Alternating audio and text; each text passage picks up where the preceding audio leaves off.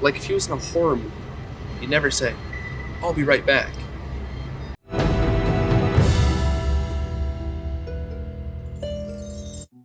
This is Brian with ScreenFiles.com and Trailer to Reaction. I hope everyone has had a good weekend. What I'm looking at today is the official trailer for Mickey's Mousetrap, which I didn't even think was a real thing when I first came upon the trailer. It's in the trend of like Winnie the Pooh, Blood and Honey, which is to say when a character comes into the public domain, for some reason horror movie producers really glom onto it and produce movies based on it. This is an irritating trend to me, frankly, because it seems to indicate more than anything else just a lack of imagination. So it's never been interesting to me as of yet. And I don't think Mickey's Mousetrap is going to change that. In any case, Mickey's Mousetrap is based on, technically, Mickey Mouse, who appeared in a cartoon called Steamboat Willie. And so this gives the public, anybody, the right to use that character in whatever they're producing, be it movies, cartoons, whatever. You can use the version of Mickey Mouse that appears in Steamboat Willie, the cartoon. Now here's the thing though. You might not be aware of this, but Disney is fairly litigious. If they think for a moment you're stepping on their IP, intellectual property, they will sick their lawyers on you in whichever medium cannot look like Mickey Mouse currently. In other words, if you have Mickey Mouse and you make him not spindly-legged like the version that appears in Steamboat Willie, if you make him flesh-colored instead of white, have flesh-colored skin.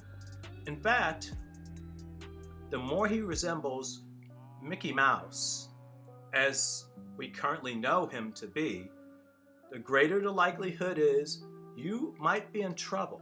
So, as I said, I'm not a lawyer, though common sense is strong in me.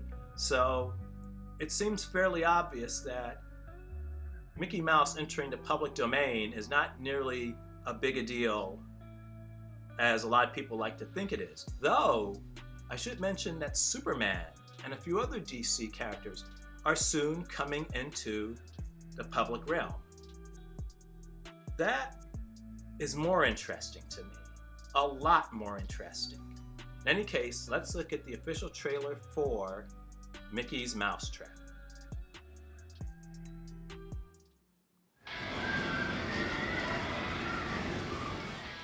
These are the best party that we can throw.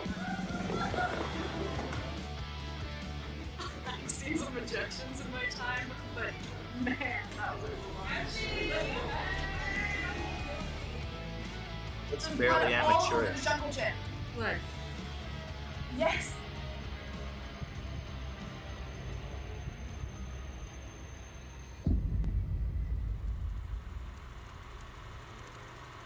Right. It's clever that they had that poster there. I'm really glad they did this. This is perceptive.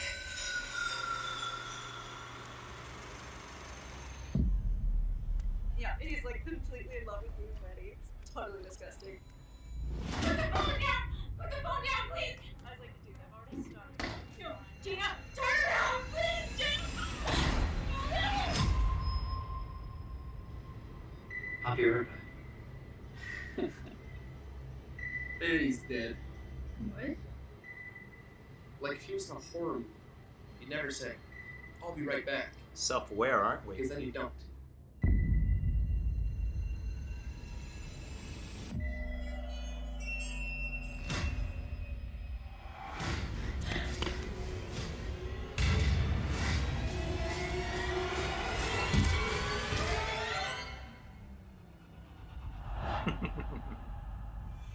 Where the hell did he go?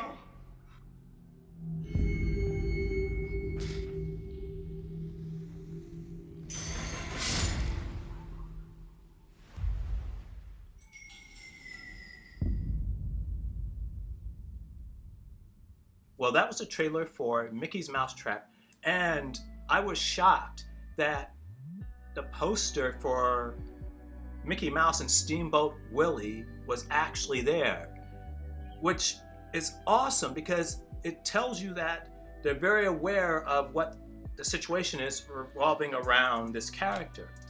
And it struck me as very meta in a Scream kind of way. So that's interesting. It looks cinematic, kinda? I mean, it doesn't look like Scorsese shot it, or Fincher. That being said, remember what I was saying about copyright.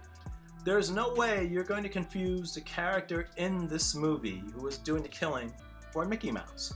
I mentioned earlier that Mickey Mouse has evolved through time. He's changed in subtle and not so subtle ways. The point being, some of those ways that he changed could potentially be under copyright with Disney.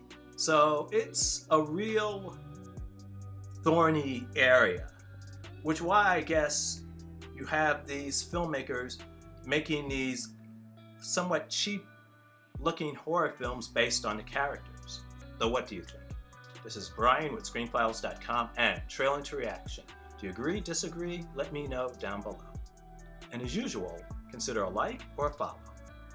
Peace.